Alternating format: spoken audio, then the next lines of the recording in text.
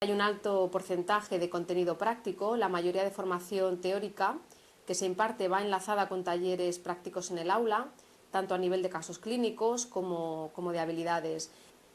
Luego, bueno, aspectos como la valoración por parte de los exalumnos, que no tan solo explican la posibilidad que les ha abierto el máster de cara a obtener un puesto de trabajo, sino la verbalización por su parte de satisfacción y sobre todo la excelente valoración que tienen de esta acción formativa.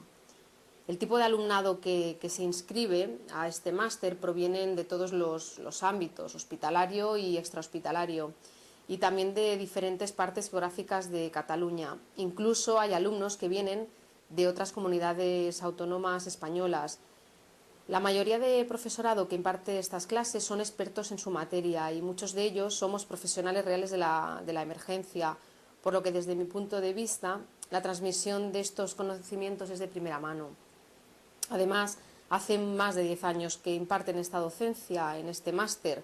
Dentro de este máster se incluyen módulos muy específicos, como sería el de soporte vital básico, el de soporte vital avanzado, PHTLS, PPC, módulo de montaña, en los cuales se acreditan estos módulos concretos. Son módulos muy intensivos, donde bueno, son 3 días de trabajo importante, y dentro de este máster se les permite la posibilidad de que puedan realizarlo y acreditarlos de forma independiente.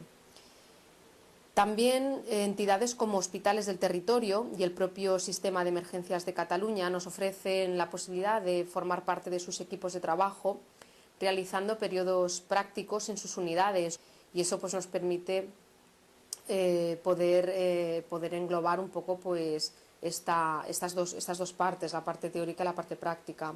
Otros profesionales de la emergencia, como son cuerpos de seguridad, bomberos, protección civil, también colaboran con nosotros mano a mano para poder ofrecer esta calidad de formación que buscamos y que bueno, nos une una única finalidad, que en definitiva es formar buenos profesionales en el campo de la emergencia extrahospitalaria.